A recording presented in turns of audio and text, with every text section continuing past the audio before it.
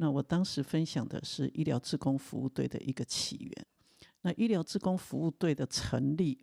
跟它的开展，再加上医疗志工的每天早上的一个回来跟上人分享，所以也就促成了我们原来的上人本有的一个早会的时间就改成了志工早会。所以我就想，那我们就一直到现在志工早会虽然是由我们的常住师父来主持，可是开头呢其实就是由上人来主持了30多年的时间，我觉得我们应该要来做一个延续的溯源。那这个志工早会的由来其实从1986年，所以如果各位这样子回溯各位今天叫做12月22号，所以在1个多礼拜就是2026年，对不对？所以志工早会其实已经将近40年了，将近40年。那这个是上人每日在早斋以后呢，就会有大概半个小时的时间，其实是我们的常住二众，还有在精舍里面的工作同仁呢，那大家会来齐唱慈济颂。后来我在1989年来参与慈济之后，就在台北分会工作，后来有回来精舍，后来又就有一段时间在这个地方也都有参加这个朝会，所以非常的熟悉，就是每天我们要唱这个慈济颂。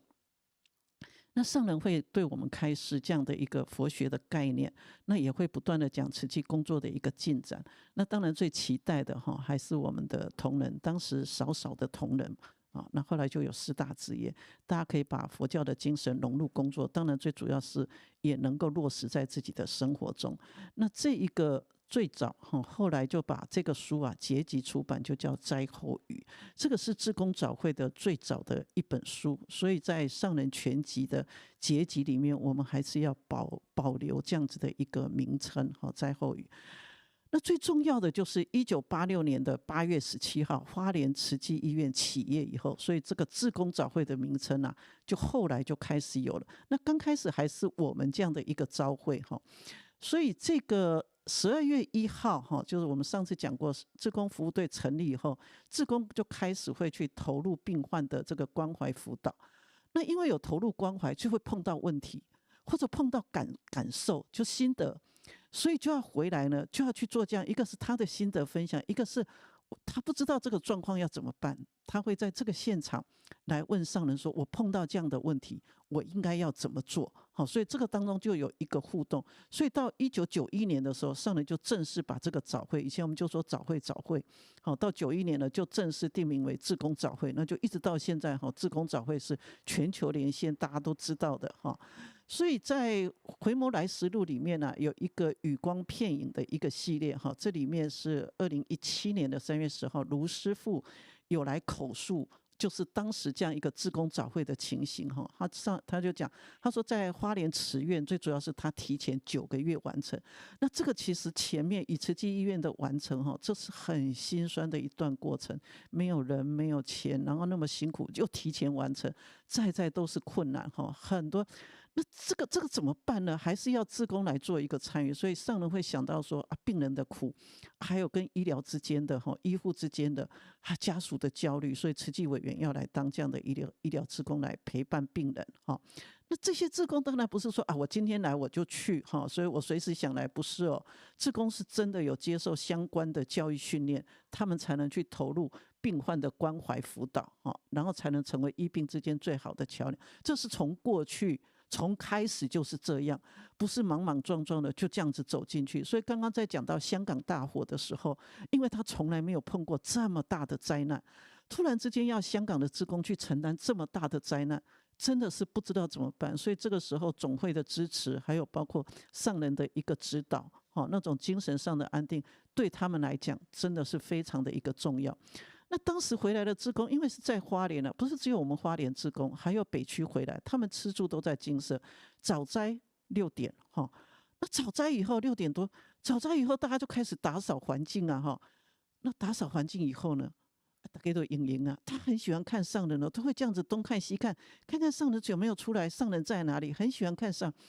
人也看着弟子，好像看到没什么代志，又好像有什么事，感觉上要有话要说。那当然上人就说来，大家都来哈，就慢慢就习惯了，大家就来啊，就会问大家啊，那你们在医疗当志工的心得，那当然也要给他们一些上人讲开示，一定都是法嘛，有这种人生的方向，还有很多个案啊，他的探讨，那每个人的心要启发这种爱。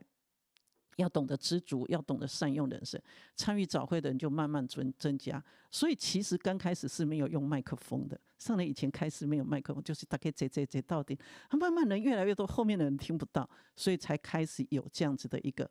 麦克风。所以当时是真的很克难。各位以前至少，现在因为金色已经经过好几期的增建跟改变现在除了比较旧的慈济人，还有常住师父会知道这个位置在哪里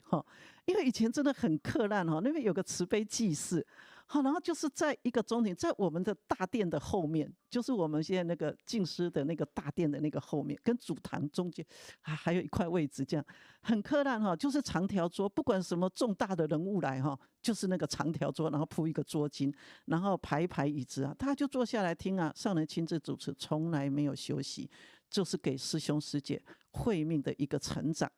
好，那就要回顾今天真的是要来做一个回顾。1986年8月17号是花莲慈济医院起业，这是慈济之业一个非常重要的里程碑，从义诊所走到花莲慈院的一个起业，从功德会成立走到这个时间点刚好20年，20年刚好是一个成年的年纪，而慈济即将迈入一甲子，它代表的是中间有40年的时间。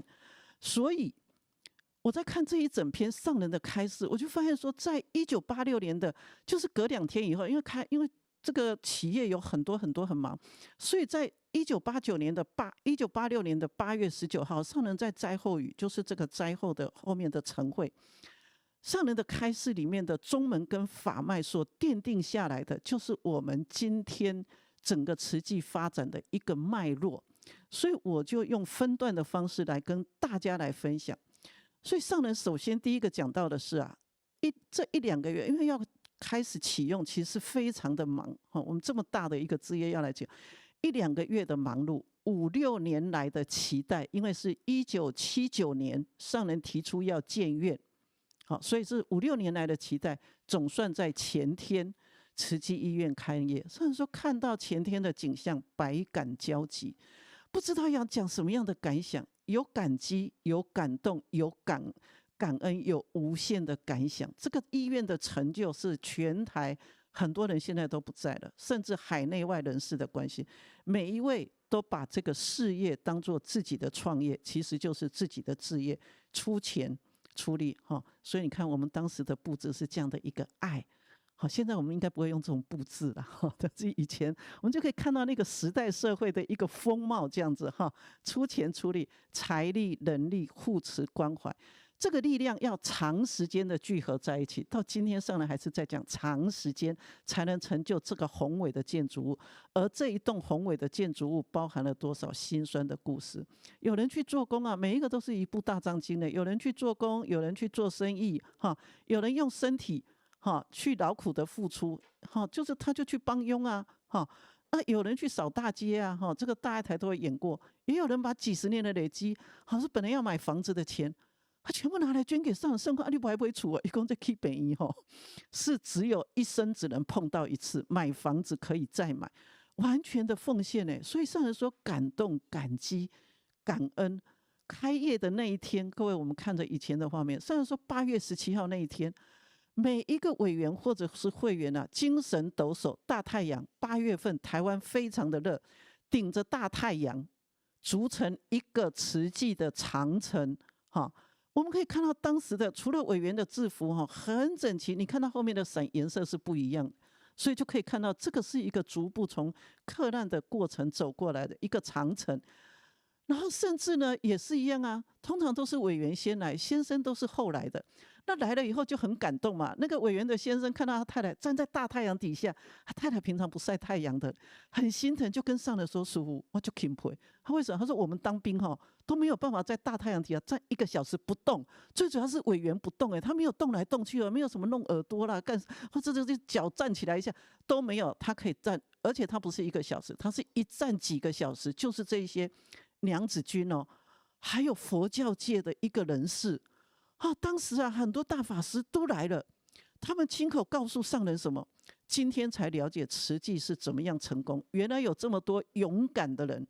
因为上人，所以让大家变得勇敢，他们敢来跟随，然后敢跟上人说：“苏利安怎讲，我就安怎走。”要募款我们就去募，要我们做什么我们就做什么。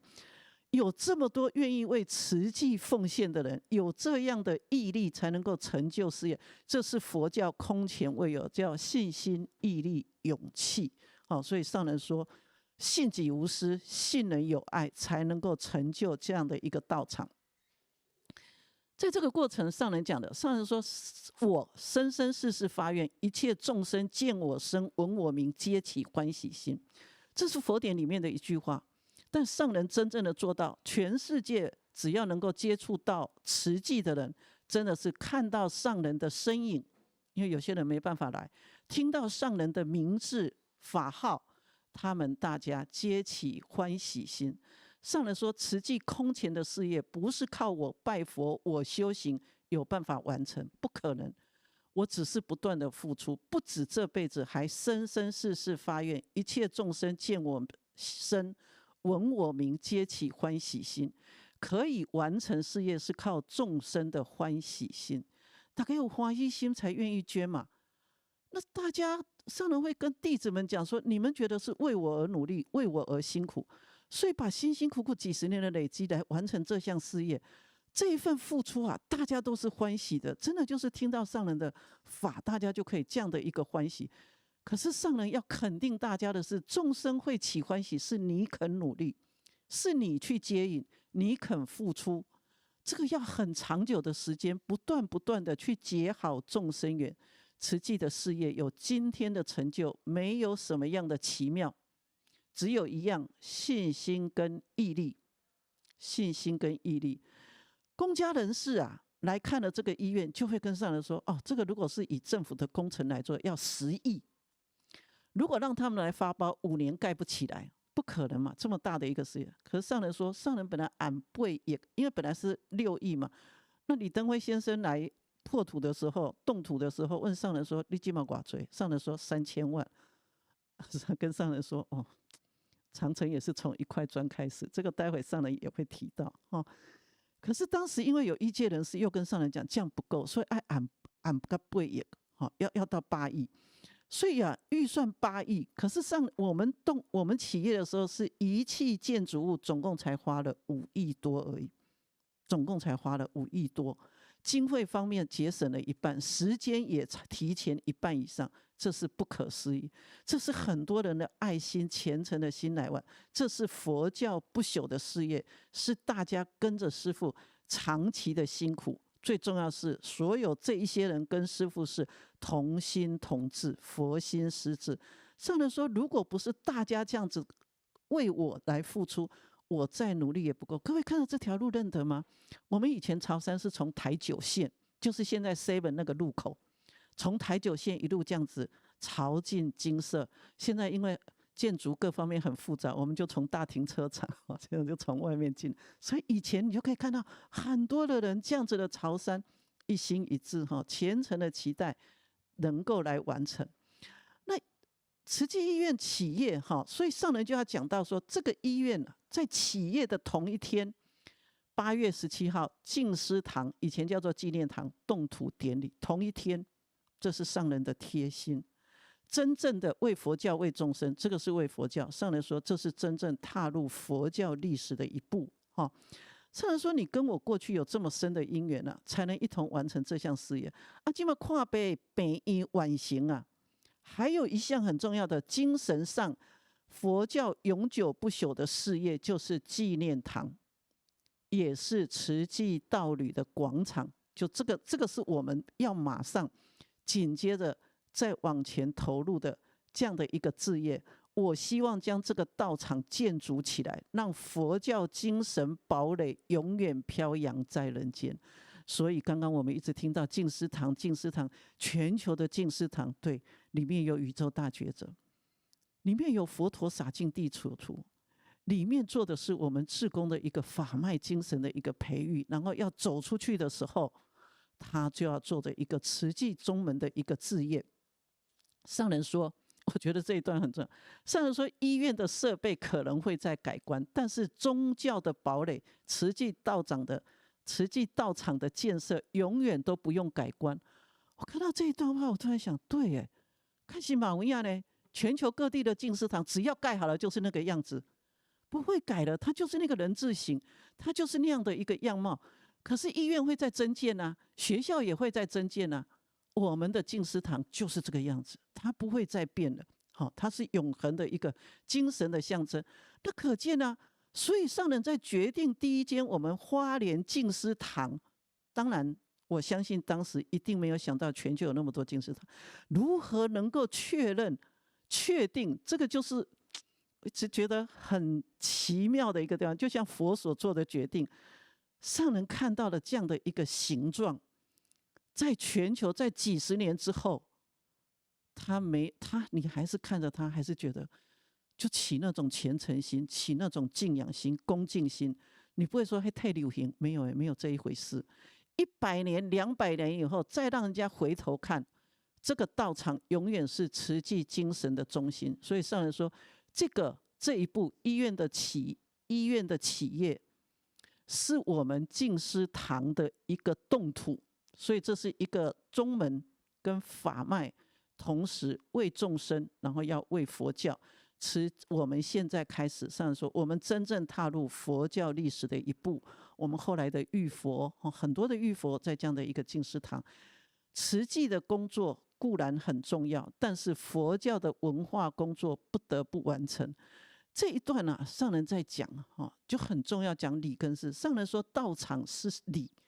医院是事，所以教育也是事，慈善也是事，人文。所以更重要是这4个志业里面都要有人文，才会变成法脉。事跟理2个完成起来，佛教的精神就会全面落实。诸位跟师父结不解之缘，就算是事，就是那个医院完成以后，还要不断的向理去努力，就是在志业上有完成，那叫宗门。但是我们一定要有法脉的根源。人世间啊，短短几十年，价值就在宇宙的空间里面。一项不朽的事业，就是生命的价值。我们要再接再厉，再提出毅力，再精进。菩萨的道路永远都不要休息，所以要在菩萨道上不断的精进，才能报众生恩啊。事若圆满，理就通，这个就是一个真正的真理，而真理一直都是在人群当中。所以上人说，几天来啊，看到大家真的太忙。各位看到没有？那个时候我们在迎接法师的拿的伞是黄色的，那这个是佛教习惯用的颜色。但是后来呢，我们的接待都是蓝色的，就我们慈济自己的颜色就定下来。上人说，身体可以休息一下啦，心理上还是要不断的准备我们的毅力不要放松。佛来人间是因为苦难的众生，看到委员那份辛苦努力跟毅力，我的人情债不知道要怎么还。上人觉得他欠了大家人情债，因为大家都是为上人。上人说，唯有在菩萨道上不断的精进，才能来报众生恩。大家跟着师父这样的辛苦，可是有一分辛苦才可以完成一份菩萨的道路。路是人走的，有路脚不肯走也没有用。学佛不可偏在理，要重于事。理通事不圆满，就会变成障碍。这个就叫所知障。事若为圆满，理就能通。这个是真理，是最正确的真理。人事不圆满、不圆融，如何可以通道理？没办法通。所以大家要爱惜生命时间。好不容易来一趟，为什么不用来建立不朽的事业？要记住，我们的毅力要再充足。往后半段的理，就是精神的堡垒，净思堂的一个建设，要往慈济的道场去努力。好，那志工早会呢，就一直都是在精舍。所以呢，我们的花莲慈院完成了。花莲慈院的医护要来参加志工早会，就是进精舍就好了。所以没有所谓外地。可是在2000年7月，2000年的8月13号，其实大林慈院起业，但那个时候是我们的林执行长就林俊龙院长，还有简副院长，他们2个一起前去开拓。那个时候他们就已经在想，法要如何能够，大林慈院不可能离开法。它虽然离得远，但它一定要连线。那大爱台也有一定的成熟，所以就在那个地方就开始我们讲科技上要来做这样的一个先锋的一个准备。所以这个不是说当天企业再来连，是7月5号大林慈院就开始跟金色的志工早会连线。跟各位报告，大林慈院就是整个所谓的志工早会的第一个志业，就是第一所医院，是最早，他们就在礼堂，然后大家坐下来，时间到了，一样唱祈祷，一样跟着大家来做这样子的一个跟上人的分享，跟志工早会的连线。所以我们来看那一天，就7月5号第一次连线的时候，上人说啊，真的是医生佛佛，志工菩萨哈。上人说，此刻我在这里听讲话，你们那里应该有听得到吧？花莲跟大林隔了一个中央山，距离很遥远，但科技可以帮助我们，真的是天涯若比邻。那大林呢，已经你看7月5号到8月13嘛，就已经上来说已经接近启用，很欢喜啊！你看医生、护士、各科室的同仁都慢慢的一个齐备了，前后。那为了要让大家有精神，所以各位同仁的这种寻根跟核心功能，其实也是大林开始的哦，所以大林启动了很多不一样的哈，就是我们后来在延续的，他们就前后的回来本会，要来了解医疗的文化。当然也要了解慈济到底在做些什么，慈济的人文、慈济的精神是什么。所以想一想，志工早会40年了，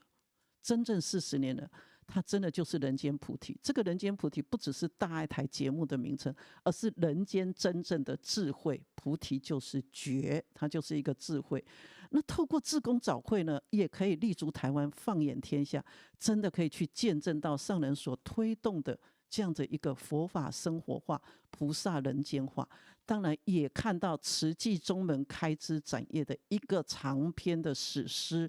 一直到今天为止，它真的是一个力行菩萨道、净化人心的大藏经。好，感恩各位。